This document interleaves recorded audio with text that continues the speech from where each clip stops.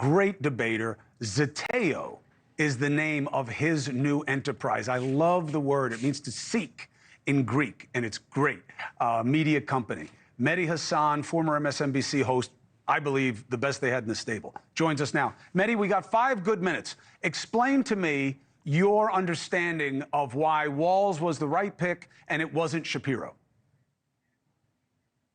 Oh, just to get to the point very quickly, Tim Walz is America's fun uncle. He's likable, he's charismatic, he's a great attack dog, he's a Midwest governor. He's done amazing things in his state with just a 1-seat majority in the Senate, expanded child tax credit, expanded voting rights, secured abortion rights, gun control. He's a gun owner, though, as well, and a hunter. So he ticks a lot of boxes. He's what Democrats have been waiting for a long time, and he complements Kamala Harris very well. Pennsylvania's more important. Shapiro is a star in the making. He was being trotted out as a favorite. What happened?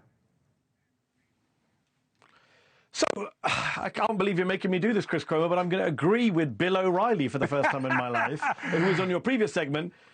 I'm going to take a shower straight after this, don't worry. But he said it right, that, you know, Shapiro went in. He's very ambitious. I think CNN reported that he was overly ambitious in his interview with the vice president. Politico said that the vice president camp thought he was showboating. Now, I'm not saying I agree with that. I'm just saying that was the perception from the Harris campaign, as reported by CNN Politico. Look, picking a running mate, you've got to gel together. You've got to have some chemistry. She had it with Walz. She didn't have it with Shapiro. As for winning Pennsylvania, there's no actual academic evidence that governors in swing states win races for you on the ticket. True. Now, let's just cut to the chase, Chris. The reason I'm here is because you were on Twitter last night suggesting to me that it has to be anti-Semitism. What else could it be? And I've just explained to you many reasons. No. I didn't say it has to be. To explain I to you didn't say it why couldn't it be was. anything else. Well, it's not wrong to ask that. because the context, Mehdi. One. Give me evidence. Okay, here Chris, it is. Let me turn it around. What's the evidence that it's anti-Semitism? Here, look, I don't know There's that. none. I haven't seen any. I don't know that it is, but it's not wrong to ask, especially in this context. Your premise that he walked in there and they didn't like him, they already knew him. They were pushing him. They liked him. He wasn't so interested in it because he was afraid of what it would mean leaving Pennsylvania. She wanted him to come in. So contextually, I don't know that he could have just walked in and pissed them all off. But that doesn't mean it was anti-Semitism. No, now I got another piece. I got another piece. Someone who doesn't. I got another piece. I got another piece of proof. Chris, let me jump. Go on. Here's the next piece of proof. So they're trotting him out as the favorite. Then the far left flank starts calling him Genocide Josh. And all of a sudden, he starts getting all this heat from them about his position on Israel. And a lot of it was ugly on there that went way beyond his take on Gaza and seemed to be a reflection of his faith. And now you have Jewish voters in New York being split between Trump and Harris because of how they perceive it. This is where I'm going to push back, Chris. Go ahead.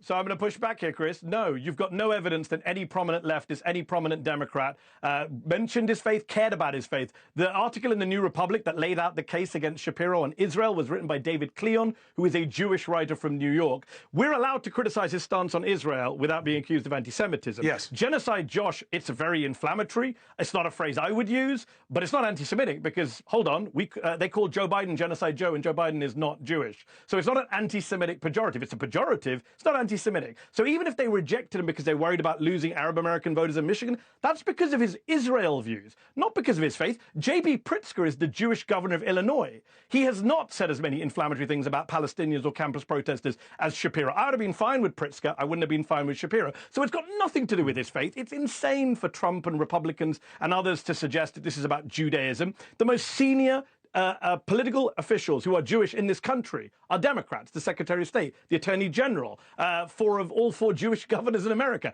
They're all Democrats, right? The only person who's ever run on a ticket for president or vice president who's Jewish was Joe Lieberman on a Democratic ticket. And by the way, accusing the far left of being anti-Jewish is so absurd because in 2024, a lot of the far left are going to vote for Jill Stein, who is Jewish. And in 2020, they wanted Bernie Sanders, who is Jewish. So let's stop the nonsense gaslighting and weaponizing of anti-Semitism for partisan aims. I don't know that Bernie would like that you say he's Jewish. He would say he's culturally Jewish. Now he's agnostic. But Mehdi, the argument is well met. He calls himself Jewish, Chris. It depends.